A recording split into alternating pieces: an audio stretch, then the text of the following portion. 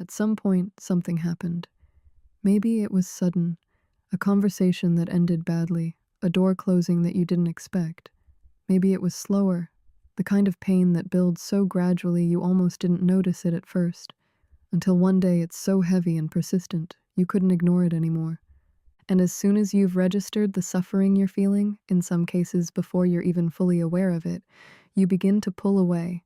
You block the number, you go delete the photos, you pour yourself into work, you go out at night, you take on new hobbies, because as long as there's something that needs doing, the discomfort is kept at bay. You reach for a drink, a distraction, a conversation with someone who will tell you that you're going to be fine. Whatever it takes to put some distance between yourself and the bitter feeling caught in your throat.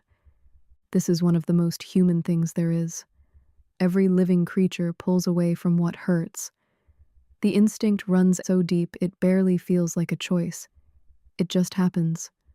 The way you pull your hand from a flame without needing to think about it. And for a while, it works. The work absorbs you. The drink takes the edge off. The distraction fills the space. You go to sleep tired enough that the pain doesn't quite get a foothold. But pain that gets pushed aside has a strange persistence. It waits. It finds its way back into the gaps, the moment before sleep, the quiet Sunday afternoon, the unexpected song. Carl Jung observed that what you resist persists, and most people, if they're honest, recognize that from their own lives. The harder the push, the more insistent the return. Not louder, necessarily, just more patient, more willing to wait you out. What if that persistence is the point? What if the pain keeps returning not to torment you, but because it has something to say, and it will keep finding you until you're finally willing to hear it? Most of us have absorbed somewhere along the way the idea that emotional pain is a softer category of suffering than physical pain. Something more manageable, more subject to the will. Something that a clear-headed or sufficiently resilient person should be able to reframe or move past or simply decide not to dwell on. Physical pain, we take seriously. We rest, we treat it, we give it the attention it demands. But emotional pain, we want to push through it, talk ourselves out of. We think of it as a weakness we'd rather not indulge. A UCLA neuroscientist, Naomi Eisenberger, ran a series of experiments that paint a very clear picture of emotional suffering. She wanted to understand what actually happens in the brain when people experience social pain, the specific hurt of rejection, exclusion, being left out or pushed away by people who matter to you. Using brain imaging, she found that the region activated by social and emotional pain is the same exact region that processes physical injury. The anterior cingulate cortex, the part of the brain that registers you've been hurt, does not draw a distinction between a broken bone and a broken relationship. To your nervous system, they are the same category of event, processed through the same circuitry, registered with the same seriousness. What this means is that when grief makes your body feel genuinely heavy, when humiliation lands somewhere specific and physical, when your chest tightens after a difficult conversation and the tightness doesn't go away, that is your brain doing exactly what it was designed to do. It's processing a real injury in the only language it has. The mind and the body are not two separate systems sending separate signals about separate problems. They are one system, and that system is telling you with a whole lot of precision that something significant has happened. It also means that the instinct to simply override emotional pain through effort of will, to decide to feel differently, to reason your way out of it, is a bit like deciding to think your way out of a broken arm. The circuitry involved doesn't respond to that kind of instruction. It responds to time, to attention, to care. The kind of care that takes the injury seriously rather than dismissing it.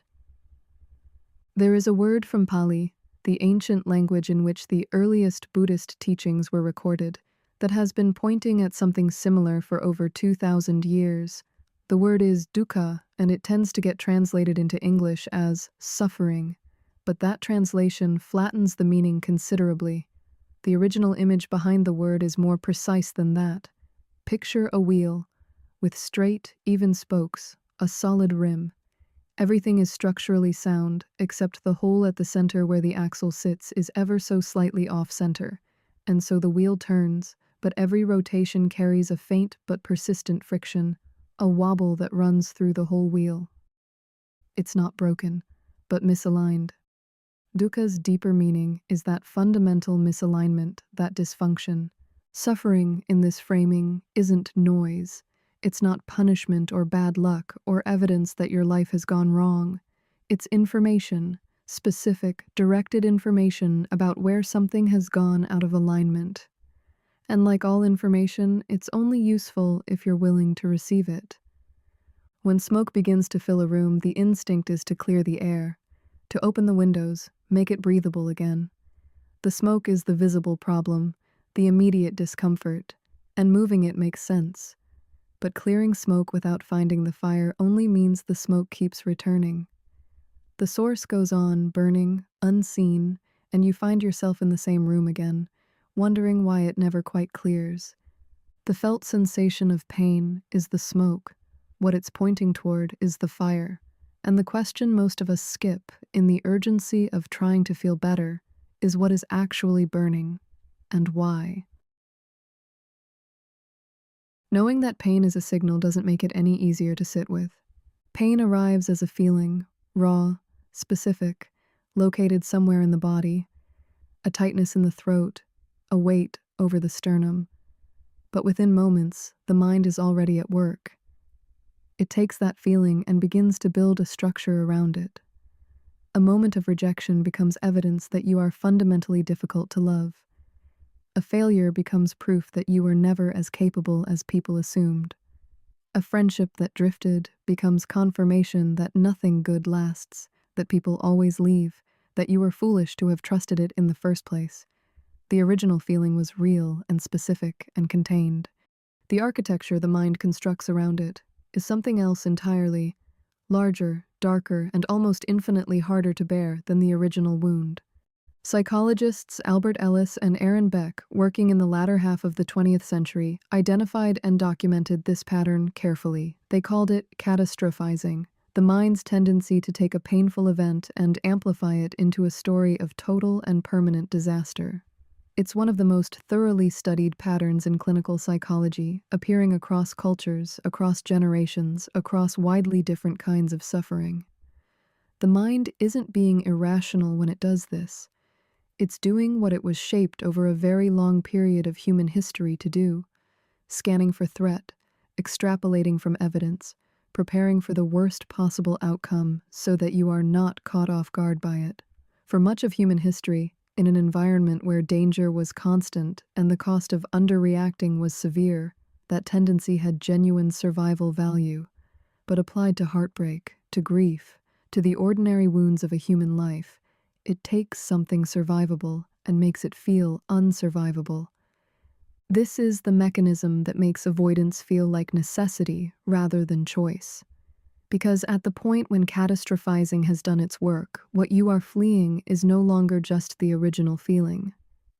You are fleeing the structure the mind has built around it, the one that says this is permanent, this is total, this is what you are and what your life will be. And that is genuinely unbearable. Of course you want out. Anybody would. Think of a river running fast after heavy rain, carrying so much silt and sediment that the water turns completely opaque. You can't see into it, can't read the bottom, can't tell how deep it runs or what lies beneath the surface. The original signal, the clear water, the riverbed, the thing the pain was actually pointing at, is still there. It's just simply been buried under everything the current picked up along the way. The catastrophizing mind is that flood. It doesn't replace the signal. It buries it under so much accumulated narrative that the original signal becomes impossible to read.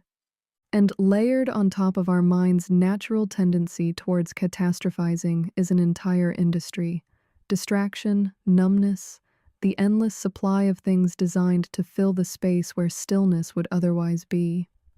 None of it's malicious, and much of it's genuinely well-intentioned.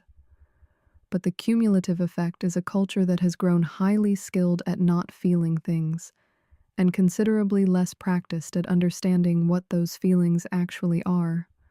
The avoidance becomes its own habit, its own groove worn into the day, until the pulling away is no longer a response to any particular pain, but simply the default. We automatically turn towards anything and everything that prevents our mind from settling. Underneath the narrative, underneath the catastrophizing, underneath all the noise the mind generates around a wound, there is something worth finding. Grief is the clearest example, because it's the most universal and the least ambiguous. Grief isn't a malfunction, and it's not something that happens to people who loved too much or held on too tightly. It's the precise measure of love, its depth directly proportional to the depth of the attachment.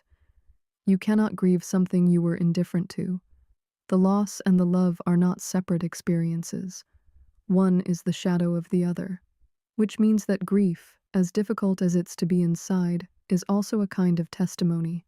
It's the pain telling you, in the only register available to it, what something meant. To feel it fully isn't to be destroyed by loss, it's to honor what was real. The same logic extends through other forms of suffering, though it takes a little more patience to see. Anxiety does not arise about things that genuinely don't matter. It's the nervous system's response to something at stake, something that could be lost, something whose outcome you care about enough to fear. Shame, when it's honest and proportionate, is the signal that you have acted in a way that conflicts with your own sense of who you are. It points directly toward your values, showing you the gap between your actions and your integrity. None of this means that suffering is something to be sought, or that more pain produces more insight, or that the harder the experience, the richer the lesson. The point is that whatever is hurting is pointing somewhere real, toward something that matters, toward somewhere an alignment has been lost, toward something that is asking to be seen. And the question worth sitting with, quietly, without urgency, without demanding an immediate answer, is simply, where? What does turning towards the suffering rather than pulling away from it actually look like? Turn toward the pain, sit with it, be present to it. This all sounds reasonable enough until you're actually in the middle of intense suffering, and then it sounds like an instruction to do nothing while something unbearable happens to you. When the urge to pull away arises, and it will, reliably, with considerable force, the move is to pause, just briefly, and ask one question before acting. What is this actually about? Not to spiral into it, not to wallow in it and let the catastrophizing run unchecked, just to give the feeling a moment of honest attention, to name it as plainly and specifically as possible, not the structure the mind has built around it, but the feeling underneath. Sad, ashamed, afraid, lonely, humiliated. The simpler and more specific, the better. Another UCLA neuroscientist, Matthew Lieberman, has studied precisely this. What happens in the brain when people put their feelings into words? A process he calls affect labeling. What he found is that naming an emotion accurately tends to reduce its intensity. The act of recognition, of finding the precise word for what is actually being felt, engages regions of the prefrontal cortex in a way that partially regulates the emotional response. The naming isn't merely descriptive. It's, in a modest but measurable way, settling. Then, having named the feeling, ask what it seems to be pointing at. What is this actually about, beneath the narrative the mind has wrapped around it? The answer may not come immediately. It may not come that day at all. But the asking itself drives a shift from treating the feeling as a problem to be dealt with toward treating it as a communication to be received. Receiving means holding the feeling still enough to look at it directly, staying with the sadness long enough to ask what it's about.